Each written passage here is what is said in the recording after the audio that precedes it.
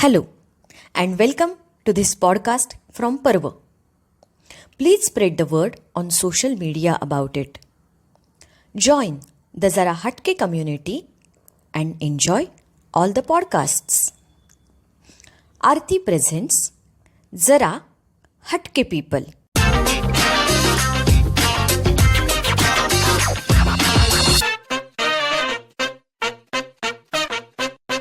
कसं असतं की लोकांना जेव्हा कुठलंही व्यसन लागतं तेव्हा सुरुवातीला त्यांना हे मान्यच नसतं की मला व्यसनाची समस्या आहे.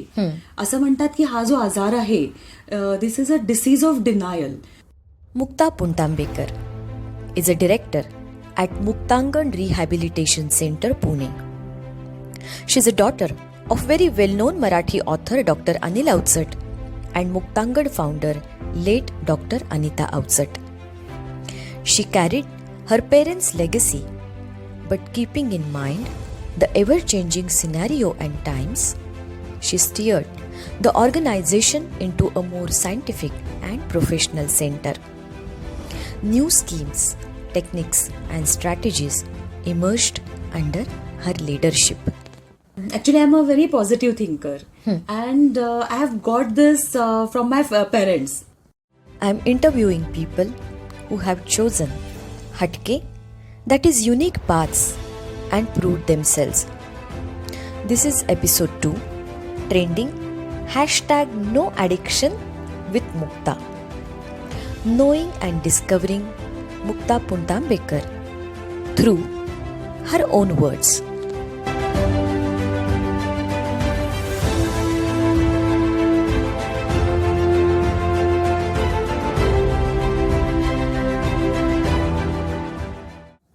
Huge welcome. तर घेऊन येते आहे जरा हटके पीपल, तुमच्यासारख्या हटके लिसनर्ससाठी. तू मुक्तांगण व्यसनमुक्ती केंद्राची संचालिका म्हणून काम करतेस.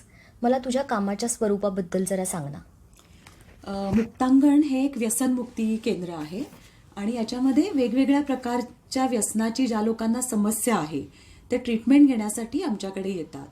आणि मग व्यसनं खूप वेगवेगळ्या प्रकारची असतात की आपल्याला सगळ्यांना जी माहिती आहे ती म्हणजे दारूची असतात, ड्रग्ज आहेत किंवा तंबाखूयुक्त पदार्थांचं व्यसन की ज्याच्यामध्ये सिगरेट, बिडी, गुटखा, इवन हुक्का ही सगळी अशी व्यसनं असतात. सध्या नव्याने एक व्यसन यायला लागलंय ते म्हणजे गॅजेट्सचं व्यसन की ज्याच्यामध्ये गेमिंग आहे ना, या अशा प्रकारची. तर म्हणजे आमचं जे मुख्य काम आहे ते ज्यांना व्यसनाचा प्रॉब्लेम आहे अशा लोकांना उपचार देणं. पण त्याचबरोबर आमचं आणखीन एक काम आहे की समाजामध्ये अवेअरनेस निर्माण करणं. कारण आपल्या सगळ्यांनाच एक वाक्य माहिती असतं की prevention is better than cure. अगदी बरोबर. त्यामुळे मग एकदा व्यसन लागल्यानंतर ते सोडवण्यापेक्षा आपण ते लागूच नये म्हणून पण प्रयत्न करणं महत्वाचं आहे. बरोबर. त्यामुळे मग शाळा, कॉलेजेस, फॅक्टरीज, वस्त्या ठिकठिकाणी जाऊन आम्हाला अवेअरनेसचं पण काम करायला लागतं. तर अशा वेगवेगळ्या पातळ्यांवर मुक्तांगणचं काम चालतं. गॅजेट्स आणि फोन वापरणं हे आजकाल सर्रास झालंय. काही वेळेला लोकांना कळतही नाही की आपल्याला त्याचं व्यसन लागलेलं आहे. सो मग हा जो अवेअरनेस आहे किंवा या कामाचं तुझं कसं स्वरूप असतं? कसं असतं की लोकांना जेव्हा कुठलंही व्यसन लागतं तेव्हा सुरुवातीला त्यांना हे मान्यच नसतं की मला व्यसनाची समस्या आहे. असं म्हणतात की हा जो आजार आहे this is a disease of denial. लोक कधीच स्वीकारतच नाहीत, ऍक्सेप्टच करत नाहीत. कुठलंही व्यसन लागलं तर ते त्याचं समर्थन करतात की मी थोडासाच पितो, मला हवं तेव्हा मी बंद करू शकतो. किंवा एखादं गॅजेटचं आता तू म्हणालीस तर जेव्हा आई वडील त्या मुलाला सांगतात की तू थोडा जास्तीच वेळ त्या गॅजेटवर घालवतोयस तर त्याला ते मान्यच होत नाही. तर तो म्हणतो नाही, मी माझ्या कामासाठी घालवतोय किंवा थोडाच वेळ मी घालवतोय. त्यामुळे आमची पहिली अडचण ही असते की त्या व्यक्तीला तयार करणं उपचारासाठी आणि त्याच्या आधी त्या व्यक्तीला या गोष्टीचा स्वीकार करायला मदत करणं की मला व्यसनाचा आता प्रॉब्लेम झालेला आहे. बरोबर. त्यामुळे ते आमच्याकडचे जे टीम आहे काउन्सिलर्सची, या सगळ्यांनाच हे काम करायला लागतं. आणि एक चांगली गोष्ट काय आहे की मुक्तांगणमध्ये काम करणारे जे बहुतेक सगळे काउन्सिलर्स आहेत ते स्वतः रिकवर्ड ऍडिक्ट्स आहेत. ते पूर्वी आमच्याकडे ट्रीटमेंट घेत होते ह्या सगळ्या समस्येसाठी आणि ते आता त्याच्यातून बाहेर पडून आमच्याकडे काम करतात. तर त्याच्यामुळे मग त्यांना दुसऱ्याला नीट समजावून सांगणं किंवा त्याला त्याचं नीट म्हणणं ऐकून घेणं, समजून घेणं, एम्पथी म्हणतो ना, तशी बरोबर त्याच्या आहे. बाबतीत एम्पथी दाखवणं बरोबर हे त्यांना आहे. त्या मानाने सोपं जातं. कारण सेल्फ एक्सपिरियन्स असतो. हो, आणि मुक्तांगणचं आम्ही म्हणतोच की आमच्याकडे असं काही पुस्तकी वगैरे ज्ञान नाहीये, तर अनुभवाचं ज्ञान आहे एवढ्या सगळ्या लोकांच्या. सो बेसिकली आपण पेशंट्सच म्हणूया, कुठल्याही पेशंट्सला आधी त्यांनी ॲक्सेप्ट करणं की त्याला ॲडिक्शन आहे किंवा ॲडिक्शन होऊ नये म्हणून प्रिव्हेंट करणं, आणि झाल्यानंतर जेव्हा ते तुमच्याकडे येतात तेव्हा त्यांच्यावरती उपचार करणं. हो, अशा पद्धतीचं हां, काम. आणि उपचारानंतर आणखीन एक स्टेप असते की त्यांना रिहॅबिलिटेशनसाठी मदत करणं, पुनर्वसन आपण ज्याला म्हणतो. कारण ऍडिक्शनमुळे खूप प्रॉब्लेम्स निर्माण झालेले असतात. की समजा तो स्टुडंट असेल तर शिक्षण त्याचं अर्धवट सुटलेलं असतं किंवा काय तो फेल वगैरे झालेला असतो, नोकरी गेलेली असते, नवीन मिळत नसते, कित्येक वेळा तर कुटुंब तुटलेलं असतं की त्याची बायको सोडून गेलेली असते. त्यामुळे आम्हाला ते उपचार सुरू असताना नेमके कुठले प्रॉब्लेम्स त्याच्या ऍडिक्शनमुळे निर्माण झालेले आहेत हे जरा समजून घ्यायला लागतं, आणि त्या प्रॉब्लेम्समधनं बाहेर पडण्यासाठी त्याला मदत करायला लागते. बरोबर. त्यामुळे हे जे पुनर्वसन आहे ते सुद्धा वेगवेगळ्या प्रकारचं करायला लागतं, की परत त्याचं शिक्षण सुरू करणं किंवा नोकरी मिळायला मदत करणं, एखादा कोर्स घ्यायला त्याला सांगणं, त्याचं जे कुटुंब त्याला मदत करत नसतं तर त्यांना बोलवून त्यांना काउन्सिलिंग करणं. तर आमच्याकडे तर म्हणजे असे पण मुलं येतात की ज्यांना ह्या सगळ्या ह्याच्यामुळे ते क्रिमिनल ऍक्टिव्हिटीजमध्ये गुंतलेले असतात. त्यामुळे त्याही बाबतीत त्यांचं पुनर्वसन करणं हे खूप महत्वाचं असतं. त्यामुळे मुक्तांगणचं हे पण एक काम आहे, म्हणजे फक्त व्यसन बंद करणं हे आमचं काम नाहीये, तर त्याला समाजाच्या मुख्य प्रवाहात मिसळायला मदत करणं Amazing. हे सुद्धा आमचं एक महत्वाचं काम आहे. बरोबर बरोबर. सो यातूनच मला असा प्रश्न येतो मग की मुक्तांगण हे नाव व्यसनमुक्ती केंद्राला कसं दिलं, आणि तुझ्या नावाशी काही त्याचा संबंध आहे का? खूप लोकांना असं वाटतं की मी मुक्ता आहे म्हणून ते मुक्तांगण, पण पु ल देशपांड्यांनी हे नाव आमच्या केंद्राला दिलं. मुक्तांगणची जी सुरुवात झाली ती पुलंच्या आर्थिक मदतीतून झाली. माझे बाबा डॉक्टर अनिल अवचट यांनी ह्या गर्दच्या प्रश्नावरती, तेव्हा म्हणजे ड्रग्जला गर्द म्हणतात, तर तेव्हा 1984 साली पेपरमध्ये एक लेखमाला लिहिली होती आणि नंतर त्याचं पुस्तक पण झालं. कारण तेव्हा साधारण 80 सालानंतर आपल्याकडे ती अशी एक खूप लाट आली ड्रग्सच्या व्यसनाची. म्हणजे आता जसं आपण एक पॅन्डेमिकचा सामना करतोय, एक प्रकारे ते सुद्धा एक पॅन्डेमिकच होतं, आणि इतकी मुलं, एक अख्खी पिढी जवळजवळ त्याच्यामध्ये वाया जायला लागली. आणि मग बाबांनी याच्यावरती रिसर्च करून पुस्तक लिहिलं, आणि मग ते वाचल्यानंतर पु ल देशपांड्यांनी माझे आई बाबा म्हणजे डॉक्टर अनिल अवचट आणि डॉक्टर अनिता अवचट या दोघांना बोलवून घेतलं, आणि ते म्हणाले की मी जर का काही आर्थिक मदत दिली तर तुम्ही काही काम कराल का? तर आई माझी मानसोपचार तज्ज्ञ होती, सायकॅट्रिस्ट होती, आणि ती मेंटल हॉस्पिटलमध्ये काम करत होती. आणि मग तिने लगेच तयारी दर्शवली, आणि मग मेंटल हॉस्पिटलच्याच एका वॉर्डमध्ये मुक्तांगणची स्थापना झाली. आणि पु ल जिथे अशा प्रकारची देणगी देत असत तिथे ते कधीच स्वतःचं नाव नाही द्यायचे, तर ते नेहमी सजेस्ट करायचे की मुक्तांगण नाव द्या. म्हणजे जे बाबा आमट्यांचं आनंदवन आहे तिथे एक मुक्तांगण आहे, किंवा आपलं पुण्यातलं जे आयुक्त आहे तिथे एक मुक्तांगण आहे. त्यामुळे इथे सगळीकडे पुलंनी देणगी दिली होती. मला त्यांचा इतका मोठेपणा वाटतो ना की स्वतः केलेल्या मदतीचं कुठेच उच्चार पण करायचे नाहीत ते. आणि नाव पण असं आहे की त्याचा त्यांच्या नावाशी किंवा आडनावाशी कुठेही काही संबंध नाही. हो, आणि आमच्यासाठी तर किती अप्रोप्रिएट नाव होतं ना, लोक मुक्त होण्यासाठी इथे येतात, त्यामुळे हे मुक्तांगण. Amazing amazing. सो तू आत्ता तुझ्या आई वडिलांबद्दल बोललीस, तर मी तुला आधी कधी हे विचारलं नाही, पण तुला असं वाटतं का ग की तुझे आई वडील इतके फेमस आहेत, त्याचा तुला काही फायदा झाला? तो अशा अर्थाने की तुझं कुठलं तरी काम अडकलंय आणि मग त्यांनी तुला ते काम संपवण्यासाठी किंवा काम पुरं होण्यासाठी काही मदत केली आहे? सरकारी असेल, बिनसरकारी असेल, कुठलंही असेल. होतच ना फायदा. म्हणजे दोन्ही आहे असं मी म्हणेन, की काही गोष्टीत मला स्वतःला खूप प्रूव्ह करायला लागलं, किंवा काही बाबतीत त्यांच्या नावाचा फायदा तर होतोच. आणि आता बघ की मुक्तांगणला आपल्या देशात नाव आहे, किंवा देशाच्या बाहेर पण एक नाव आहे, आणि याच्यासाठी मला असं वाटतं की जी एक अशी परंपरा आहे की अगदी पुलंच्या लिगसी एक आहे, की पुलंच्या देणगीतनं हे सुरू झालं, डॉक्टर अनिल अवचट, डॉक्टर अनिता अवचट यांनी ते निर्माण केलं, याचा मला नेहमीच फायदा होतो. आणि बाकी जाऊ दे म्हणजे लोकांसाठी, पण मला नेहमी एक अभिमानाची भावना माझ्या मनात असते आणि मला आणि माझ्या स्टाफला, टीमला माझ्या, तर त्याच्यामुळे काम करायला खूप मजा येते ना, उत्साह येतो. किंवा आता एखादा कोणी पेरेंट आहे आणि त्यांच्या मुलाला त्याला ऍडमिट करायचंय, ते चौकशी करतात मुक्तांगण, मग ते बॅकग्राऊंड बघतात, अरे अशा लोक ह्याच्यामध्ये इन्व्हॉल्व्ह होते आणि मग त्यांना एक विश्वास येतो आमच्यावरती आणि खूप मोठ्या विश्वासाने ते त्यांचं मूल आमच्या ताब्यात देतात. आणि अर्थातच त्या विश्वासाला तडा जाऊ नये ह्याच्यासाठी आम्हाला एक जबाबदारी असतेच आणि त्या दृष्टीने प्रयत्न करायलाच लागतात. बरोबर. सो फेमस असल्याचा फायदा मी असं म्हणेन की तुझ्यावरती विश्वास दाखवण्यासाठी आणि मुक्तांगण या संस्थेवर विश्वास दाखवण्यासाठी जास्त होतो. कारण परत तू सुद्धा काहीतरी हटकेच करतेयस. तू फेमस आहेस का नाही किंवा ते फेमस आहेत का नाही, पण त्यांचा मुलगा तुझ्याकडे येऊन बरा होईल हा तो त्यांना जो विश्वास वाटतो, I guess that is really amazing. हो. आणि त्या बाबतीत मला कधी कधी खूप आश्चर्य वाटतं की केवढा विश्वास ते आमच्यावरती टाकत असतात, की आमचे रुग्ण, त्यांचे आई वडील किंवा इतर जे फॅमिली मेंबर्स असतील, आणि खूप बरं वाटतं. पण एक जबाबदारीची जाणीव सुद्धा त्याच्यामुळे होत असते. बरोबर. सो आता माझा पुढचा प्रश्न त्याच संदर्भात आहे की मी आपल्या दोघींना एकाच पिढीतली म्हणते, आपण जेव्हा वाढत होतो तेव्हा डॉक्टर, इंजिनियर, वकील कमी होते, पण डॉक्टर इंजिनियरच मुलं जास्त व्हायची, कारण हे दोनच प्रोफेशन्स आहेत असं होतं आणि हे तुलाही होणं अगदी सहज शक्य होतं.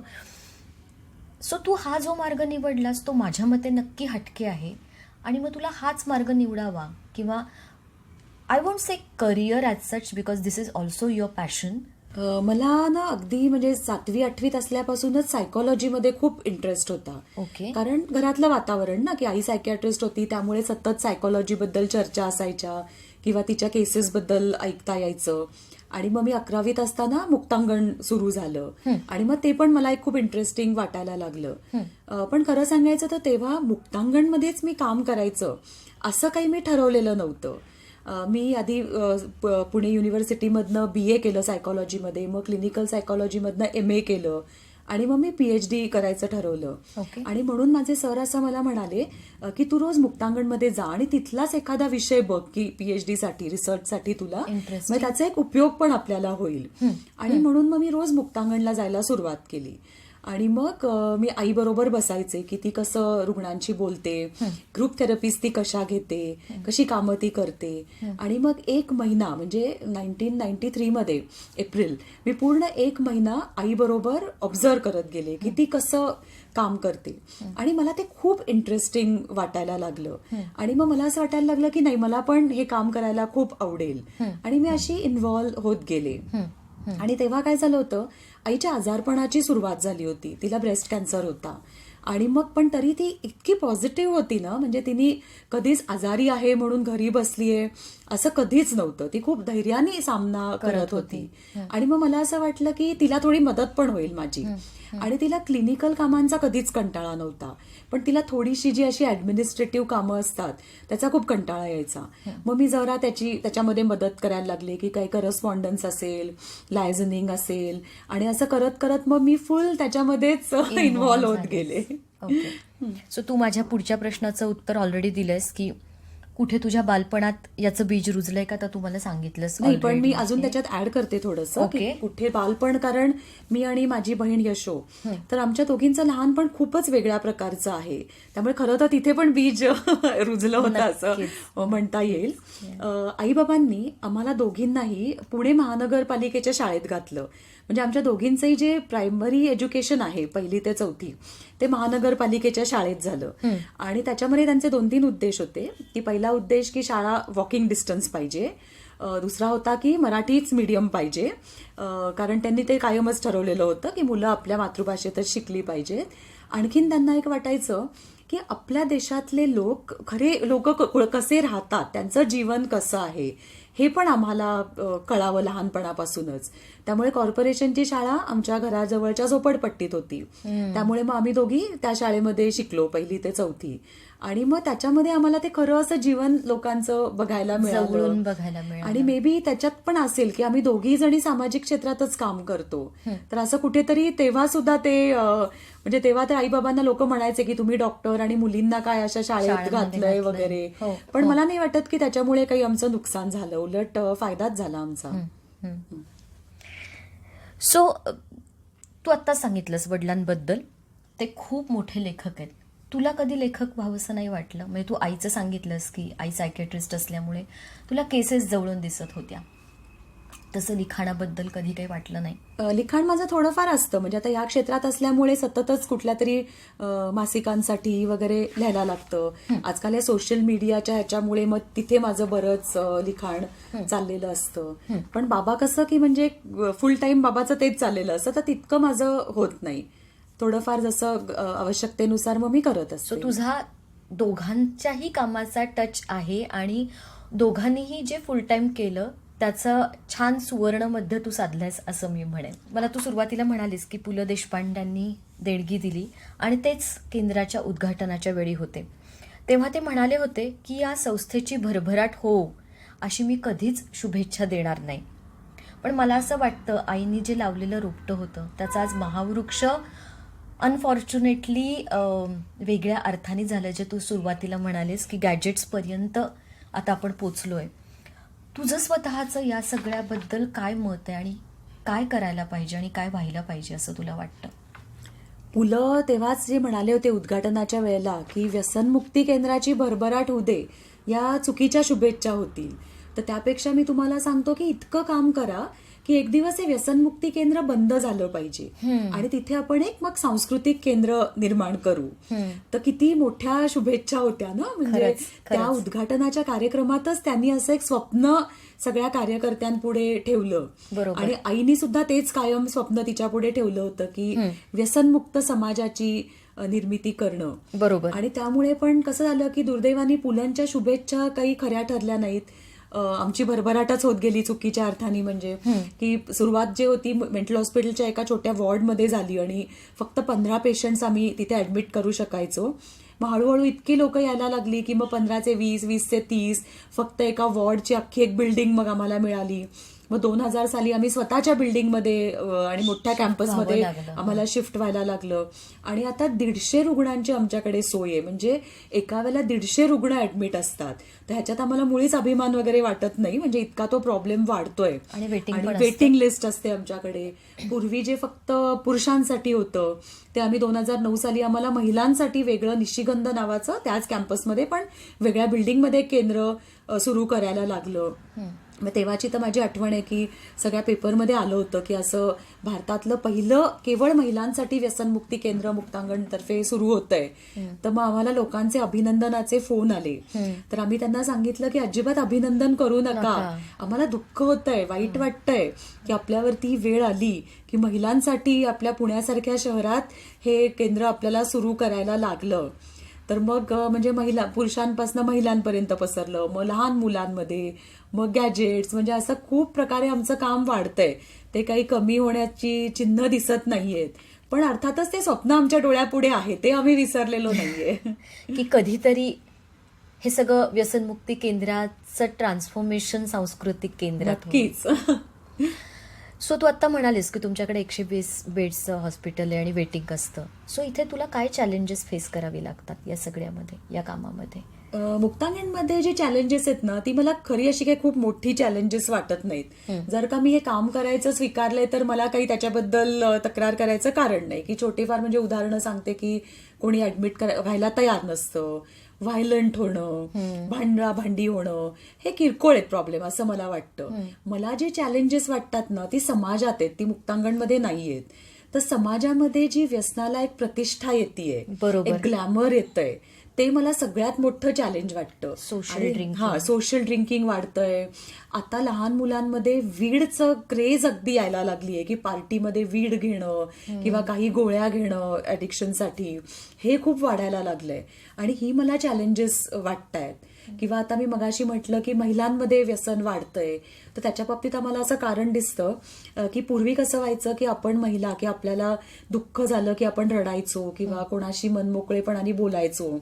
आता आपल्याला वाटतं की मी स्ट्रॉंग आहे, मी माझे प्रॉब्लेम बोलता कामा नयेत किंवा रडणं हे वीकनेस आहे, आणि मग आपण आपले प्रॉब्लेम सप्रेस करतो आणि मग अशा चुकीच्या मार्गाने ते डील केलं जातं की व्यसन वगैरे करून. तर हे मला एक खूप वाटतं चॅलेंज आहे. हे असं वाटतं तुला की इथे बायका असं म्हणू शकतात की जेंडर इक्वालिटीवरती आपला एवढा भर आहे मग फक्त पुरुषांनीच का दारू प्यायची किंवा व्यसन करायची, बायकांनी हो का ना, नाही म्हणजे करायची? चुकीचं आहे ना हे, की कोणीच करू नये, म्हणजे फक्त पुरुषांनी पण असं नाही. बरोबर. कारण WHO सांगितलंच आहे की सोशल ड्रिंकिंग सुद्धा हार्मफुल आहे आपल्याला. म्हणजे आता बघ की आपण महागाच्या ऑर्गॅनिक भाज्या वगैरे घेतो, कारण आपल्याला कुठलीच केमिकल जसं वाटतं की आपल्या शरीरात जायला नको, आणि मग वाईन काय दारू काय त्याच्या रूपाने मात्र एवढी केमिकल्स आपण शरीरामध्ये घालत असतो, आणि त्याचा लिव्हरवरती, मग तुम्ही कमी जरी प्यायलीत किंवा सो कॉल्ड महागाची चांगल्या दर्जाची जरी प्यायलीत तरी तुमच्या लिव्हरवरती होणारा परिणाम काही टळत नसतो. बरोबर. तर त्याच्यामुळे बायका काय पुरुष काय कोणी सुद्धा सोशल ड्रिंकिंग करणं हे चुकीचंच, म्हणजे व्यसन करणं कुठलंही हे चुकीचंच आहे. आणि कसं होतं की WHO जो एक अलीकडचा रिसर्च सांगतो की साधारणपणे 100 जर का सोशल ड्रिंकर असतील तर त्यातले 25 लोक पुढे जाऊन व्यसनी होतात, अल्कोहोलिक होतात. ते खूप मोठं प्रमाण आहे. हे साधारण 20-25 वर्षापूर्वी फक्त 3% होतं, तर आपण 3%वरनं 25%वरनं आलोय. आणि WHO असं सांगितलंय की अजून पुढे वाढत जाणार आहे. त्यामुळे ऍडिक्ट होण्यासाठी सगळ्यात व्हल्नरेबल कोण आहे तर सोशल ड्रिंकरच आहेत ना, कारण ते ट्राय करत असतात. तर त्याच्या, आणि जर का आपण पेरेंट्स मुलांसमोर जर का सोशल ड्रिंकिंग करत असलो, पार्टीला जात असलो, आणि मुलं लहानपणापासून हे बघतायत, तर त्यांना त्याचं आकर्षण निर्माण होतं. असा एक दुसरा मॉब किंवा ग्रुप पाहिलाय मी की नाही तू बाहेर जाऊन पिऊ नकोस, आपण एकत्र पिऊया, असं अख्खी फॅमिली म्हणणारेही खूप लोक मी स्वतः पाहिलेले आहेत. सो तुझं म्हणणं असं आहे की मुक्तांगणमध्ये चॅलेंजेस नसून मुक्तांगणच्या बाहेरची जी चॅलेंजेस आहेत, सो मग तू काय विचार करतेस, म्हणजे तुम्ही हे कशा पद्धतीने सोडवायचा प्रयत्न करता? हे मला असं वाटतं की आपल्या सगळ्यांचीच ही जबाबदारी आहे की मुक्तांगण आमची संस्था म्हणून आमची आहे, पोलिसांची आहे की त्यांनी जी बेकायदेशीर दारू किंवा ड्रग्ज ते व्यवस्थितपणे ते पकडणं, किंवा टीचर्सची आहे की त्यांनी मुलांना चांगला मेसेज देणं, पालकांची आहे त्यांनी मुलांची या विषयावर मोकळेपणाने बोलणं. म्हणजे आमचा जो अवेअरनेस प्रोग्राम असतो ना, त्याची थीम अशी आहे की let's talk about drugs. Okay. आपल्याकडे कसं असतं की आपल्याला असं वाटतं पेरेंट्सना किंवा टीचर्सना की काही विषय मुलांची मोकळेपणाने बोलायचे नसतात, की सेक्स जसं त्याच्यामधला आहे तसं ड्रग्ज हा पण एक दुसरा विषय असतो, आणि मग मुलांची बोललं जात नाही. आणि मग मुलांना या दोन विषयाबाबतीत क्युरिओसिटी तर इतकी असते, आपण जर का माहिती दिली नाही तर ते मित्रांकडनं घेतात, इंटरनेटवरनं घेतात, की ती बरेचदा चुकीची अनसायंटिफिक माहिती असू शकते. बरोबर. आणि मग तिथे काय मेसेज मिळतो की तुला एन्जॉय करायचंय का, तू दारू पी किंवा वीड घे, ड्रग्ज घे, तुला काय टेन्शन्स तुझी घालवायची आहेत का, मग हे कर. हे असे गैरसमज आहेत, खूप मिसकन्सेप्शन्स आहेत हे दारू ड्रग्ज बद्दलचे. ही चुकीची माहिती मुलांना मिळते आणि म्हणून मग ते त्याच्याकडे वळतात. तर आपण पेरेंट्स, आपण टीचर्स, आपण सगळ्यांनी हे मुलांना सांगितलं पाहिजे की नाही, हे चुकीचं आहे, आणि त्याच्यासाठी आधी आपण एक चांगलं रोल मॉडेल त्यांच्यासाठी व्हायला हवं. बरोबर आहे. तर असं तर मी नेहमी बघते ना की आई वडील मुलांना ट्रीटमेंटसाठी घेऊन येतात, आणि स्वतः, म्हणजे एक तर आत्ता पालक माझ्याकडे आले होते, 13 वर्षाचा मुलगा सिगरेट ओढतो आणि हे पालक स्वतः चेन स्मोकर होते. मग मी त्यांच्या मुलाला कसं बरं सांगू की तू सिगरेट ओढू नको, आधी त्यांनी बंद नको का करायला. अगदी बरोबर. तर ही आपल्या सगळ्यांची जबाबदारी आहे. लोकांना मेंटल प्रेशर असतं म्हणून किंवा मजा येते म्हणून ते करतात, बरोबर. पण मग तू हे काम करत असताना अनेक वेळा मेंटली एक्झॉस्ट होत असशील किंवा मनस्तापही होत असेल, तर तू तुझा स्ट्रेस कसा मॅनेज करतेस? कारण we are talking about not hiding or going away from the problems but facing it, right? So तू हे कसं करतेस? हो, आणि मुक्तांगणमध्ये तर आम्ही आमच्या रुग्णांना हेच सांगतो ना की प्रॉब्लेम पासून पळायचं नाहीये, तर तो फेस करायचा आहे, की जे एक्झॅक्टली मला करायला लागतं. तर मला सगळ्यात एक महत्वाची गोष्ट वाटते आपल्या कोणाहीसाठी की स्ट्रेस कमी करण्याचा मार्ग की त्याच्याबद्दल बोला, कधीच तो सप्रेस करू नका. मग मी, माझा नवरा आहे आशिष, त्याच्याशी बोलते, माझा बाबा आहे किंवा काही माझे जवळचे मित्रमैत्रिणी आहेत त्यांच्याशी मी बोलते. बोलल्यावरती खूप बरं वाटतं. मला खूप काही हॉबीज आहेत की एक तर मला पुस्तकं वाचायला, म्हणजे माझं व्यसनच आहे असं म्हण, तर त्याच्यामुळे मग संध्याकाळी घरी आलं की छान एखादं चहा पीत एखादं पुस्तक वाचलं की रिलॅक्स होतं, मुलांची गप्पा मारल्या की बरं वाटतं. मी फिजिकल फिटनेसच्या बाबतीत खूप जागरूक आहे, त्यामुळे मी रनिंग करते, सायकलिंग, योगा करते. तर या सगळ्यामुळे माझा ताण कमी व्हायला मला खूप मदत होते. सो याच्याच पुढचा माझा असा प्रश्न आहे की आपण डिजिटल डिटॉक्स काही लोक करतात किंवा फेस्टिवल डिटॉक्स, की आता भरपूर खाल्लंय तर जंक फूड अवॉइड करूया, हे सगळं ट्रेंड होतं. पण अनफॉर्च्युनेटली टोबॅको, अल्कोहोल, ड्रग्ज याचं डिटॉक्स ट्रेंड आपल्याला कुठे बघायला मिळत नाही की नाही आता let's go away from this, हे होत नाही. हे जर ट्रेंड्स आले सोशल मीडियावरती तर काही बदल घडून येतील असं तुला वाटतं का? ही खूपच छान आयडिया आहे तुझी. असा ट्रेंड आपण सगळ्यांनी मिळून नक्कीच प्रयत्न चालू करू करायला शकतो की एक पाहिजे. पॉझिटिव्ह हा ट्रेंड नक्कीच असेल. आणि हे शक्य आहे, सहज शक्य आहे की कारण लोकांना जर का आपण योग्य प्रकारे त्याचे जे काही दुष्परिणाम आहेत त्याची कल्पना दिली तर आणि आपण सगळ्यांनी मिळून एक ग्लॅमर त्याचं कमी करायचा प्रयत्न आपण नक्कीच करू शकतो. कारण आजकाल पार्टीज म्हणजे फक्त ड्रिंकिंग आणि मग फॉलोड बाय काहीतरी थोडंसं जंक फूड किंवा जेवण हेच होतं. आणि त्यामुळे मला असं वाटलं की I think with this podcast we should start trending these Yes, things a very good आणि we idea. Should come up with the hashtags. Okay, so what is your mantra to live? म्हणजे तू आता हे बोललेस की तू पुस्तकं वाचतेस, तुला खूप hobbies आहेत का, तू गप्पा मारतेस आणि physical fitness, but one mantra which you can share with us. Actually, I'm a very positive thinker, and I have got this from my parents. Both of them were very positive thinkers.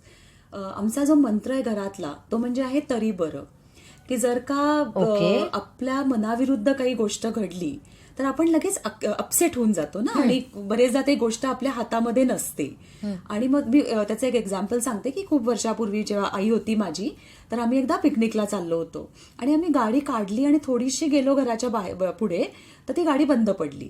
मग आणि ती त्या दिवशी काही ठीक होण्यासारखी नव्हती, तेव्हा काही मोबाईलचा जमाना नव्हता, त्यामुळे आमच्या हातात एवढंच होतं की ती बाजूला पार्क करून चालत घरी जायचं. आणि मग आम्ही लगेच अपसेट झालो ना, मी आणि माझी बहीण. तर मग आई लगेच म्हणाली की तरी बरं घराच्या जवळच गाडी बंद पडली, तिकडे जाऊन नाही बंद पडली. आणि मग ते पावसाळी दिवस होते तर बाबा लगेच म्हणाला की तरी बरं आता पाऊस नाही पडत आहे, नाहीतर आपण भिजून गेलो असतो. मग लगेच तरी बरं वरनं मग कोणीतरी म्हटलं की तरी बरं आपण सकाळी जरा ब्रेकफास्ट जास्तीच केला होता, आता जरा चाललो तर व्यायाम तरी होईल. तितक्यात आम्हाला एक मुक्तांगणचा मित्र भेटला की त्यांनी आम्हाला गाडीला धक्का मारायला मदत केली.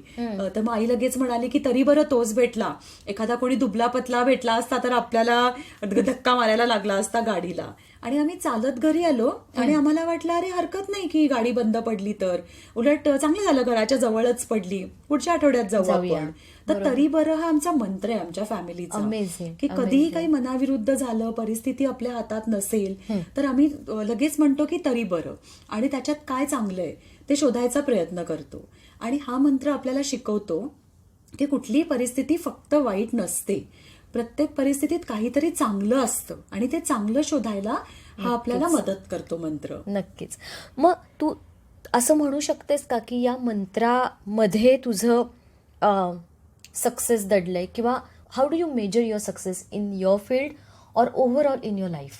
ऍडिक्शनच्या फील्डमध्ये सक्सेस मोजणं थोडंसं कठीण असतं की तो किती काळ, म्हणजे ह्याला अजून निश्चित असं एक डेफिनेशन नाहीये की किती काळ त्यांनी व्यसनमुक्त राहिलं म्हणजे तो आता पूर्ण ऍडिक्शन फ्री झाला. पण मी असं म्हणेन की मुक्तांगणमध्ये की आम्ही छान प्रकारे त्यांना एक घरगुती वातावरणामध्ये आम्ही ट्रीटमेंट देतो, त्यांच्याशी प्रेमाने बोलतो, ते त्यांना आवडतं, ते आम्हाला खुश असतात जाताना किंवा त्यांना फॉलोअपला यायला आवडतं. तर हे आमच्या दृष्टीने एक सक्सेस आहे. काही वर्षापूर्वी जेव्हा आम्ही ISOचं सर्टिफिकेशन घेतलं आणि ते छोटासा एक प्रोग्राम केला मुक्तांगणमध्ये की तो सर्टिफिकेट द्यायला ती एजन्सीची लोकं आली, मग आम्ही जर्नलिस्ट वगैरे बोलावले होते आणि अर्थातच आम्ही खूप खुश होतो ना की एवढं मिळालं. तर मग बाबा मला त्या कार्यक्रमात असं म्हणाला, म्हणजे सगळ्यांना म्हणाला आमच्या कार्यकर्त्यांना की सर्टिफिकेट काय आहे, माझ्या दृष्टीने एक कागदाचा तुकडा आहे. खरं आपल्यासाठी सर्टिफिकेट काय आहे की आपल्या पेशंट मित्रांच्या चेहऱ्यावरचा आनंद, त्यांच्या घरच्यांच्या चेहऱ्यावरचं समाधान, ते आपलं खरं सर्टिफिकेट आहे. मग मी ह्या तुमच्या सर्टिफिकेटला किंमत देत नाही की जर का ते नसेल तर ते खरंच आमच्यासाठी एक आय ओपनर ते होतं की नाही, याच्यापेक्षा ते आपल्याला म्हणजे आपले पाय जमिनीवर असले पाहिजेत. तर त्यामुळे हेच मला वाटतं की आमचा सक्सेस म्हणजे त्यांना जे बरं वाटतंय, जरी त्यांना प्रॉब्लेम आला, परत त्यांनी व्यसन केलं तरी त्यांना असं वाटतंय की नाही मला परत मुक्तांगणमध्ये जाऊन मदत घेतली पाहिजे. म्हणजे खरं तर त्यांनी परत व्यसन केलंय, तो रिलॅप्स झालाय, पण त्याचा आमच्यावरती विश्वास आहे आणि तो आमच्याकडे येतोय, हे सुद्धा एक प्रकारे सक्सेस आहे असं मी म्हणू शकते. सो रिलॅप्सवाले असतात पेशंट्स? हो, म्हणजे 30% रिलॅप्स रेट असतो हो. आणि तो आपल्या देशामध्ये कमी आहे ऍक्च्युली. Wow, बाहेरच्या देशातला रिलॅप्स रेट हा प्रचंड जास्ती आहे, कारण आपल्याकडे फॅमिली सपोर्ट खूप आहे ना, चांगला मिळतो. त्यांच्याकडे तसा नाहीये फॅमिली सपोर्ट. त्यामुळे म्हणजे credit goes to the family members actually, की they are ready to help him. आणि एवढं सगळं अपमान केलेले असतात आणि वाईट वागलेले असतात, फिजिकल व्हायलन्स असतो, पण तरी सुद्धा ते मदत करायला तयार असतात. हे मला कौतुक वाटतं हे. सो तू त्यांच्या फॅमिली सपोर्ट बद्दल बोललीस. सो तू जे म्हणालीस की इतकी महत्वाची साथ असते, सो तू नवऱ्याबद्दल बोललीस, आशिष बद्दल, पण नवरा आणि मुलं ईशान आणि कावेरी तुझी कशी काळजी घेतात? खूपच काळजी घेतात. म्हणजे मला नेहमी असं वाटतं की आमची फॅमिली आहे ती जेंडर न्यूट्रल फॅमिली आहे, की आमच्याकडे असं नाहीये की हे बायकांचं काम, हे पुरुषांचं काम. जे पडेल ते काम सगळ्यांनी करायचं, सगळ्यांनी एकमेकांना मदत करायची. आणि लग्नाच्या सुरुवातीच्या दिवसात मला आठवते की असं उत्साह असतो ना, की घर चकचकीत करू बिरू, सगळं खूप कामं करू, 4-5 भाज्या करू. तर मला आशिषने तेव्हा शांतपणे सांगितलं की हे काम कोणीही करू शकतं आणि फॉर्च्युनेटली आपल्याला परवडतंय, आपण मावशी वगैरे आहेत आपल्याकडे, तर हे तू त्यांना करू दे. तू तुझ्या कामाला जास्ती वेळ दे किंवा तुझा अभ्यास ह्याला तू जास्ती वेळ दे. तर ते मला खूप महत्वाचं वाटतं, कारण मी तर असे समाजात लोक बघते ना, की काय तुला बाहेर कामं करायची, ती घरचं आधी सांभाळ, मग वेळ मिळाला तर ते कर. तर आमच्याकडे उलट आहे की ते त्याला घरी वेळ मिळाला तर काम कर, नाही तर बाहेर. आणि मुलं मुख्य म्हणजे खूप सांभाळून घेतात की माझ्या वेळा असतील किंवा आई काहीतरी वेगळ्या प्रकारचं काम करतीये. त्यामुळे घरातली चांगली साथ असेल ना, तर मग आपण खूप चांगलं हे करू शकतो. आणि बोथ वेज आहे की तुम्ही करिअरमध्ये हॅपी असलात की तुम्ही घरात पण हॅपी असता. सो कुठेतरी you both are setting an example in front of them automatically. म्हणजे तुमचं खूप जास्त डिटेलमध्ये बोलणं या दोघांचे झालं असेल ॲडिक्शन्स बद्दल वगैरे. सो त्या दोघांचं याच्याबद्दल काय मत आहे? हो, नेहमीच माझी चर्चा होते. मी त्यांच्याशी केसेस डिस्कस करते, अर्थातच म्हणजे आयडेंटिटी डिस्क्लोज न करता. बरोबर. आणि विशेषतः त्यांच्या वयातली मुलं जेव्हा येतात तेव्हा तर मी त्यांना नक्की सांगते.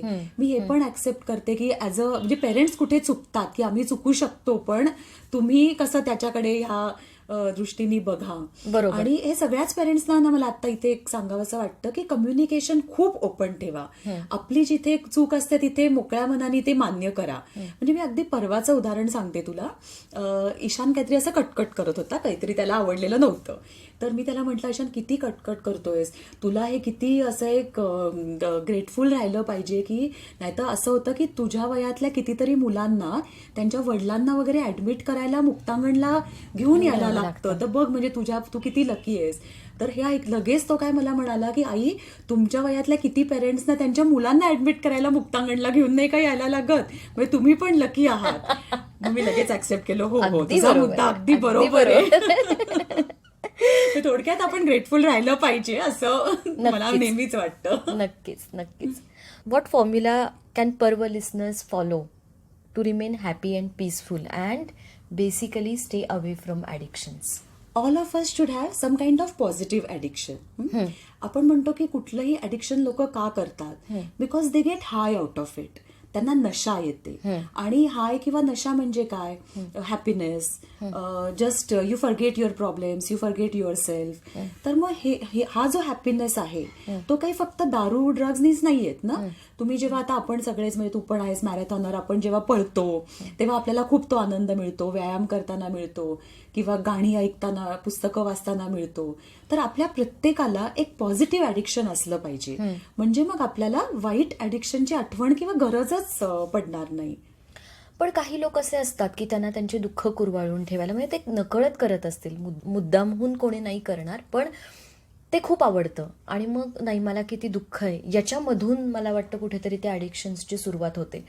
सो येस, पॉझिटिव्ह ॲडिक्शन असलं पाहिजे, पण मग ते घेण्यासाठी काय केलं पाहिजे किंवा ते कसं शोधायला पाहिजे असं तुला वाटतं? तू जे म्हणालीस की दुःख कुरवाळत असतात खूप लोक, तर त्यांनी ते सतत उगाळत बसण्यापेक्षा ना प्रॉपर मदत घ्यावी, की काउन्सिलरची, सायकोलॉजी, सायकियाट्रिस्टची वगैरे, किंवा आपल्या मित्र मैत्रिणींशी मोकळेपणाने ते बोलावं. आपण जेव्हा खूप ओपनली बोलतो तेव्हा त्याची खरंच तीव्रता कमी होते. कुठल्याही आपल्या नकारात्मक विचारांची किंवा भावनेची तीव्रता कमी होते. बरोबर. आणि प्रॉब्लेम सगळ्यांनाच असतात ना, म्हणजे आपल्याला असं वाटत असतं की माझे प्रॉब्लेम खूप मोठे आहेत, पण खरं तर आपल्यापेक्षा पण मोठे प्रॉब्लेम्स वाली लोक असतात. बरोबर. म्हणजे ते एक कविता आहे ना की त्या माणसाला खूप वाईट वाटत असतं कारण त्याचे बूट खूप जुने झालेले असतात आणि तो रस्त्यातनं असा दुःखात चाललेला असतो. तेव्हा त्याला एक माणूस येताना दिसतो की ज्याला पायच नसतात आणि पण तो खूप मजेत असा रस्त्यावरनं येत असतो. तर आपण असं पण विचार करायचा की आपल्यापेक्षाही ज्यांच्याकडे काही नाही अशी लोक आहेत, तर आपण त्या मनाने खूप सुदैवी आहोत. तर एक ग्रॅटिट्यूड आपल्या मनात असली पाहिजे की आपल्यापाशी काय आहे. हा एक पॉझिटिव्ह जर का आपला एक आउटलुक असेल ना, तर मग आपल्याला कुठलाच असा प्रॉब्लेम मोठा नाही वाटत. आपण तो ऍक्सेप्ट करतो आणि बाहेर पडतो. कसा वाटला हा एपिसोड तुम्हाला? कमेंट्समधून जरूर कळवा. वेगळ्या वाटा घेतलेली माणसं आणि त्यांनी केलेलं काम ऐकून तुम्हालाही असं काहीतरी हटके करण्याची प्रेरणा मिळो या सदिच्छेनं इथेच थांबते. पुढच्या भागात भेटूया आद्याच्या सायली मराठेला.